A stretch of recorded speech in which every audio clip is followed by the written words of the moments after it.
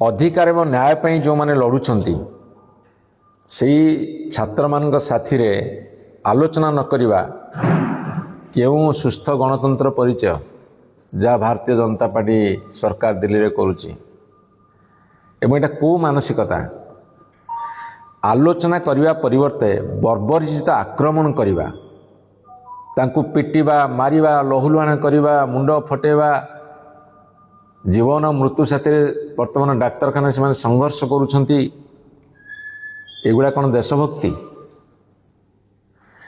एवं सबुठारु बड़ कथा होची जनमत को आधार करी सारा भारत वर्षर तथा ओडिशार जनसाधारण जो तीव्र प्रतिक्रिया ताकू आधार करी जदि सरकार को प्रस्ताव देवा मतामत देवा दाबी रखिबा या कौन पाप एकथा करवा कौन अन्याय एक कथा जदि मान्यवर विरोधी दल नेता तथा पूर्वतन मुख्यमंत्री श्रीयुत नवीन पट्टनायक समग्र देशवासी आगे रखिले भारतीय जनता पार्टी कहीं एते चिहिकी उठिला भारतीय जनता पार्टी भितर कहीं एते हड़कंप सृष्टि है भारतीय जनता पार्टी कहीं भयभीत हो जाउची जेतले मान्यवर नवीन पट्टनायक प्रश्न उठाउछंती तेणु मु आपण कही रखा चाहे ए सांबादिक सम्मेलन उद्देश्य होची श्रीयुक्त सम्मानीय भर्तृहरि महताब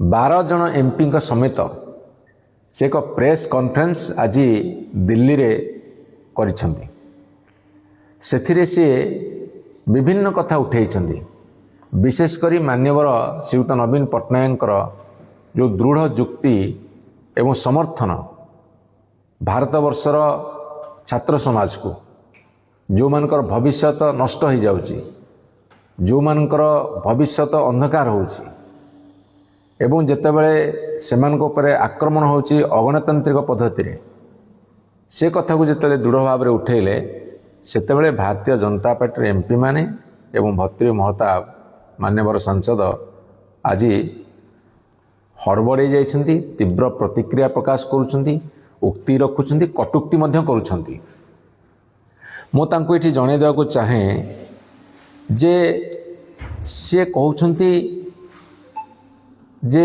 जो माने आंदोलन करुछन से देशद्रोही मो तांको पचारियाको चाहे देशद्रोही को दीर्घ दिन धरी आंदोलन अनशन चलाई रखिया को अनुमति किए देछि एवं जिते आंदोलन तीव्रतर है समग्र भारत वर्ष से देशद्रोही मान को डाकिकी आलोचना किए करिछि केंद्रमंत्री जेपी नड्डा जो आलोचना करुछंती ताले देशद्रोही मान साथ आलोचना करुछंती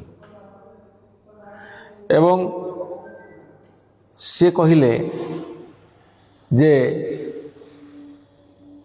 कौनसी न्यायसंगत जुक्ति उपस्थापन करवा बा आंदोलन करवा ठीक कथा नुहे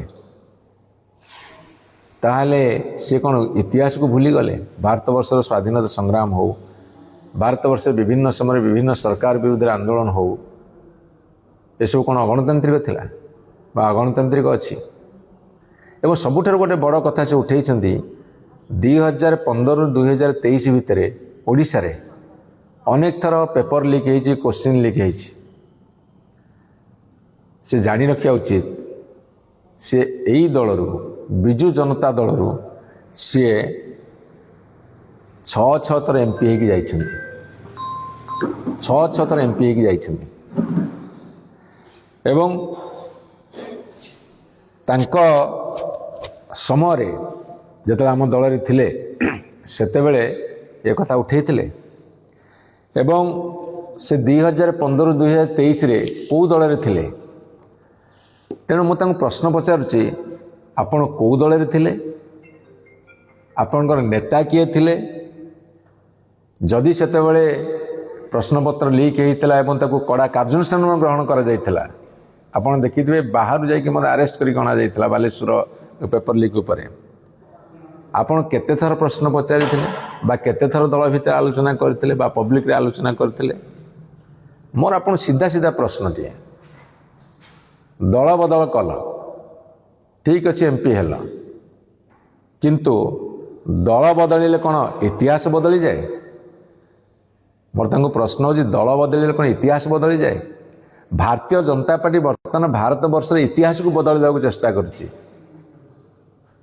ପାଠ୍ୟ ପୁସ୍ତକରେ ସେ କଥାକୁ ବର୍ତ୍ତମାନ କିଛି କାଟୁଛନ୍ତି, କିଛି ନୂଆ କଥା ପୁରଉଛନ୍ତି ଯାହା ଭାରତ ବର୍ଷରେ ଘଟିଥିଲା କି ନ ଘଟିଥିଲା ତା କେହି କହିପାରିବେନି, କିନ୍ତୁ ଘଟିନଥିଲା ବୋଲି ଆମେ ଜାଣୁ। ଇତିହାସକୁ ବଦଳାଇ ଦେବାର ଯେଉଁ ପରାକ୍ରମ ଆପଣ ଦେଖାଉଛନ୍ତି, ଯେଉଁ ଦଳ ସେଇ ଦଳରେ ଆପଣ ସାମିଲ ହେଇଛନ୍ତି, ମନେ ରଖନ୍ତୁ ଇତିହାସ ବଦଳିବନି, ଆପଣ ଦଳ ବଦଳାଇ ଦେଇପାରନ୍ତି।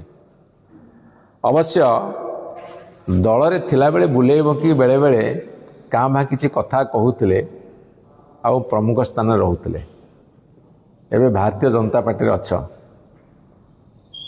Indian premier league cricket match ହେଉଛି, କ୍ରିକେଟ ଟୁର୍ଣ୍ଣାମେଣ୍ଟ ହେଉଛି ପ୍ରତିବର୍ଷ। ବର୍ତ୍ତମାନ ତ ଭାରତୀୟ ଜନତା ପାର୍ଟି ସରକାର 2014ରୁ 2026 ଭିତରେ ଆପଣ ଦେଖିବେ 19 ଥର ପେପର ଲିକ୍ ହେଲାଣି, କୋଶ୍ଚିନ୍ ଲିକ୍ ହେଲାଣି, ପେପର ଲିକ୍ ହେଲାଣି।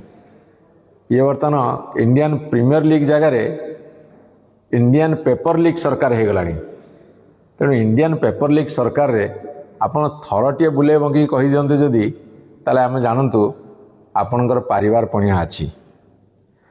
ଜଣାପଡ଼ନ୍ତା ଆପଣ ଗୋଟେ ଫ୍ରିଡ଼ମ୍ ଅଫ୍ ସ୍ପିଚ୍ ବା ମୁକ୍ତ ବିଚାରଧାରା ବା ଫ୍ରିଡ଼ମ୍ ଅଫ୍ ସ୍ପିଚ୍ ଦେଶରେ ଆପଣ ଅଛନ୍ତି। ସେ କଥା କରିବାର ସାହସ ଆପଣଙ୍କର ନାହିଁ। ଜଣାପଡ଼ନ୍ତା ଦେଶଭକ୍ତି ଦଳରେ ଆପଣ ଅଛନ୍ତି। ଜଣାପଡ଼ନ୍ତା ଆପଣ ଗଣତାନ୍ତ୍ରିକ ଦଳରେ ଅଛନ୍ତି।